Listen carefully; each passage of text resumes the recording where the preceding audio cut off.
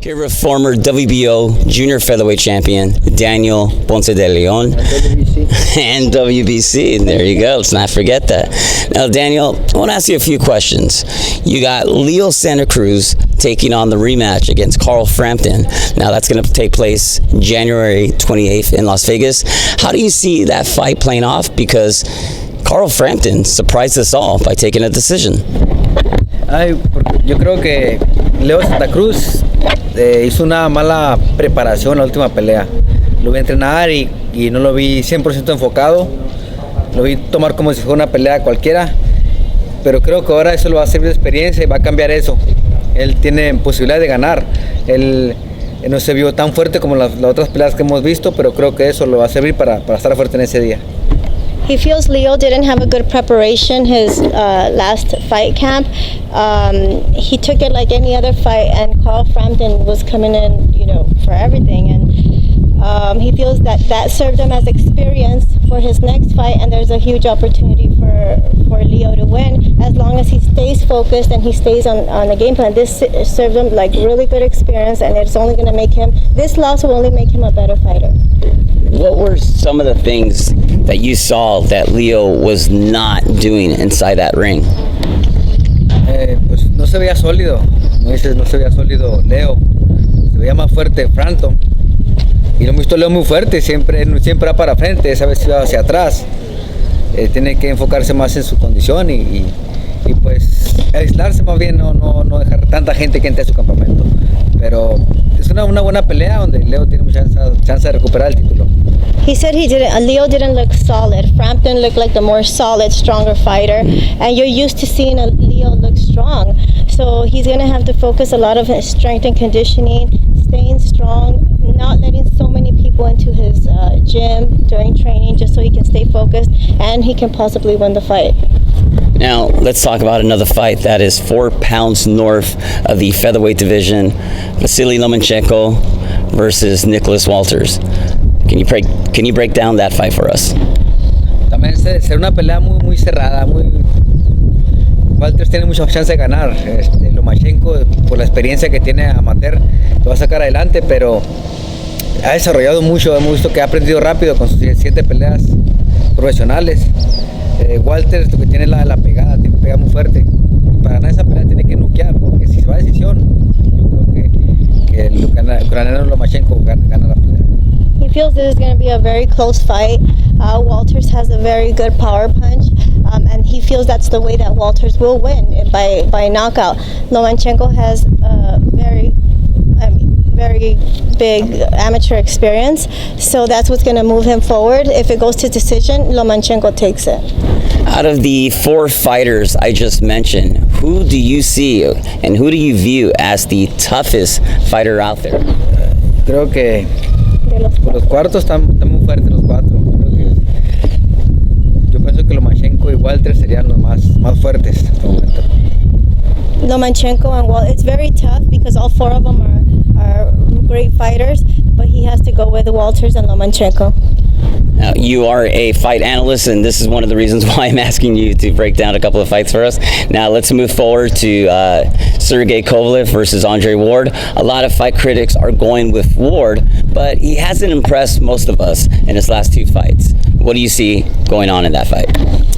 Esa pelea será la técnica contra la fuerza. La técnica que tiene Andre Ward contra la fuerza de querer noquear, que es Kovalev. Kovalev lo que tiene sólido es que está en su peso. Y pues Andre Ward viene subiendo de división. Entonces, Andre Ward tiene que pelear inteligencia y irse a la decisión. Va a ganar por decisión. Que se cuide nomás de que no va a noquear Kovalev. This fight is going to be a fight between technique and power. Technique being Ward and power Kovalev. Kovalev is at his weight, he's very solid. He has that advantage.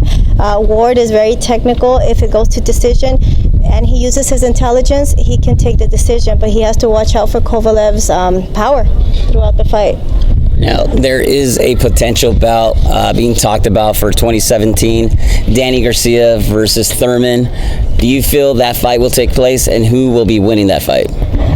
Otra buena pelea, peso welter, don Danny García se ha visto muy sólido en este peso. Ahora que subió esta división, se ve sólido y creo que Thurman está batallando para el peso. Eso lo va a poner más débil.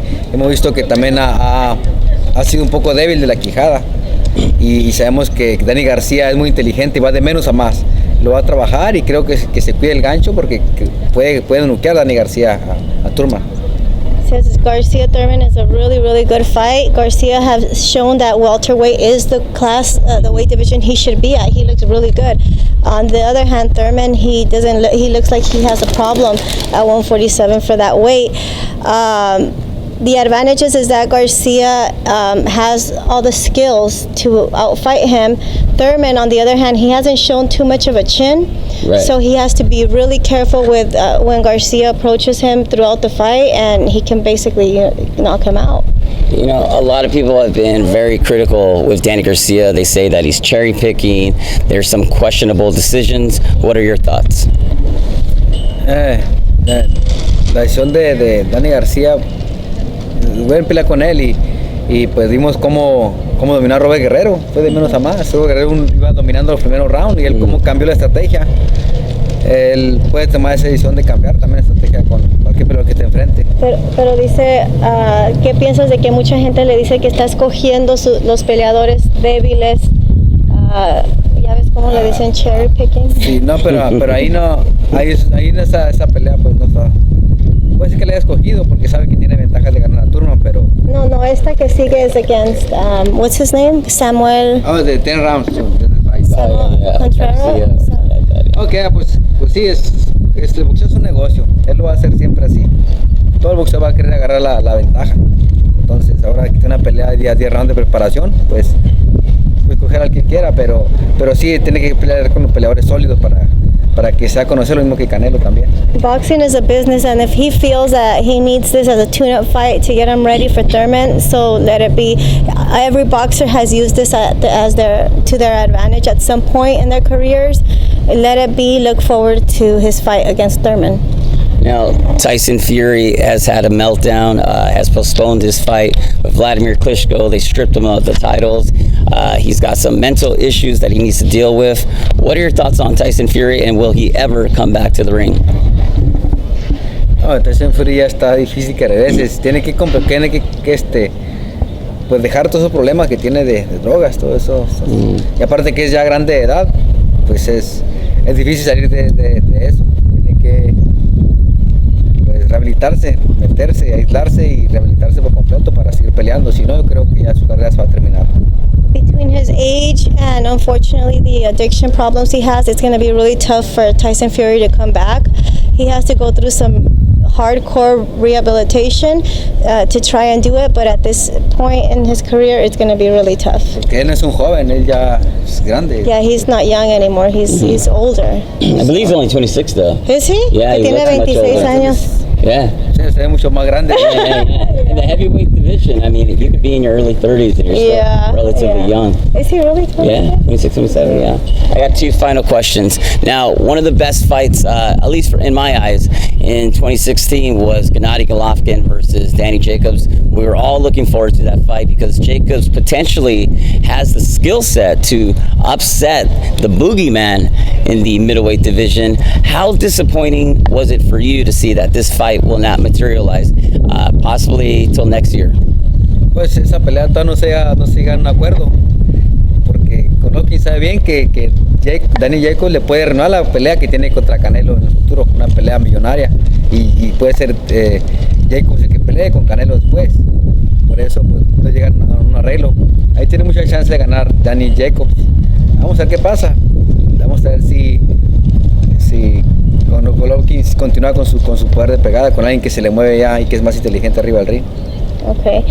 He's saying that Jacobs is a tough fight for Golovkin. So I don't know why they didn't get into terms as far as fighting in 2016, but he feels that it can be a threat. What if Jacobs wins and it ruins his chances of fighting with Canelo? I'm not sure what the details are. He's not either, but it's a fight that Jacobs can't possibly win as well. Very fair fight. Yeah, it's a dangerous fight for Golovkin, as he says, and why would you want to ruin your chances for a multi-million-dollar fight with Canelo?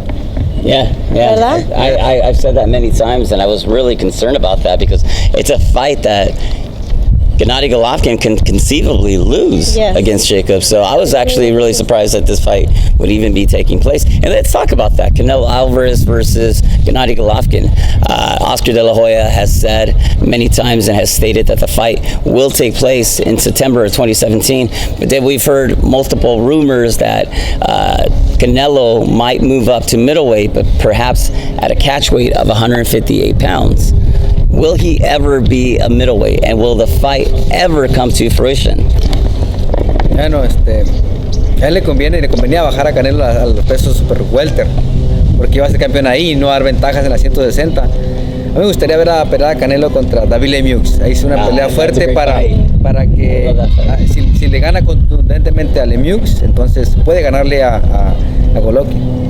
Okay, he says he had to go down to super welterweight and prove himself there, get the title, which he did, and he feels that before he would even face Golovkin, he would like for him to face David Lemieux.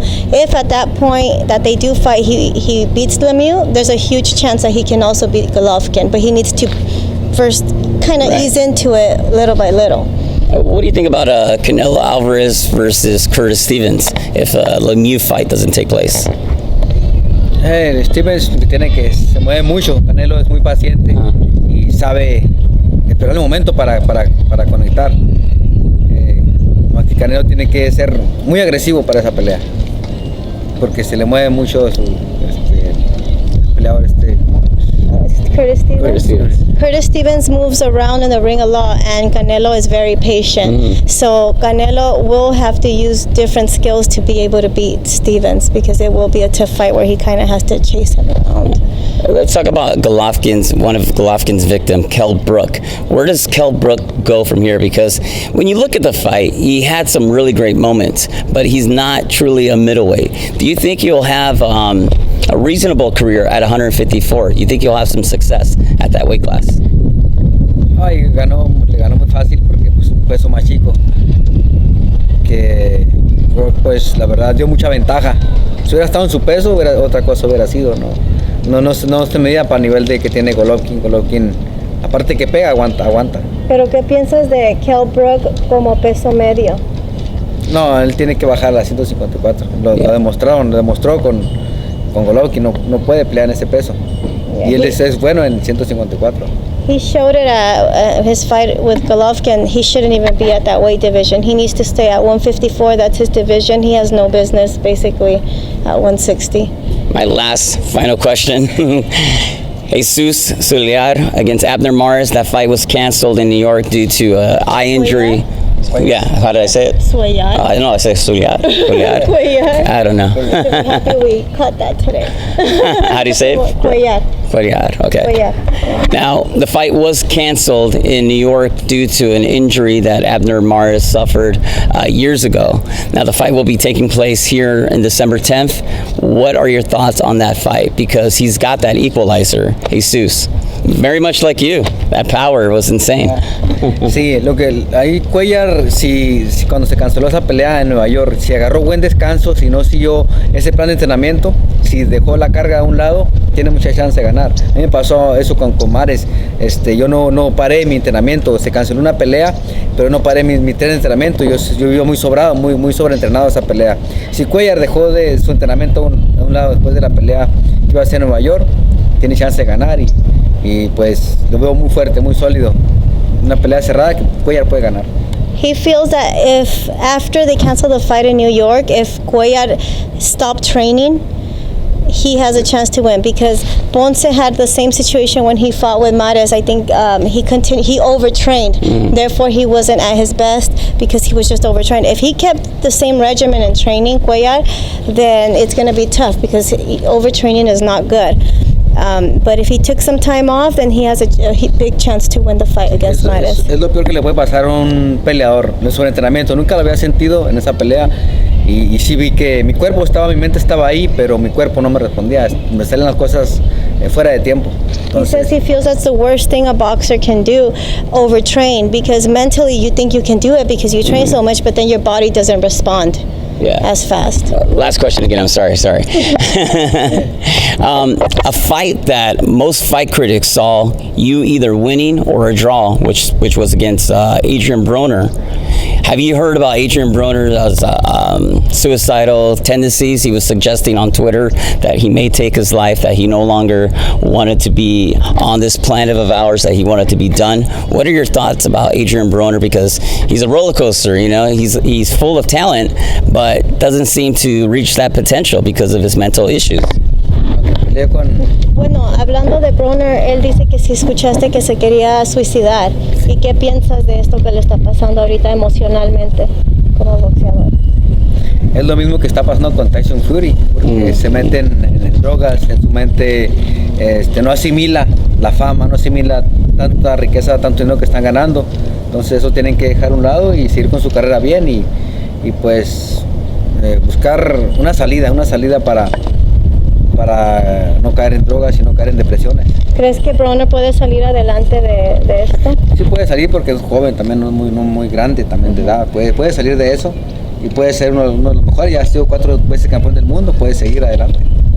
He feels that sometimes as a boxer, you get the fame, you get the money, you get all this attention, and you don't know how to respond to it. Therefore, depression, addiction, different things come in. So you have to kind of find a base for everything, find your hunger, and if he can find that and also, you know, rehabilitate or get help for his depression, then he can continue as a boxer. But it's going to be really tough because the mind is a powerful thing in boxing. Thank you, Daniel. Thank you. Gracias. Okay.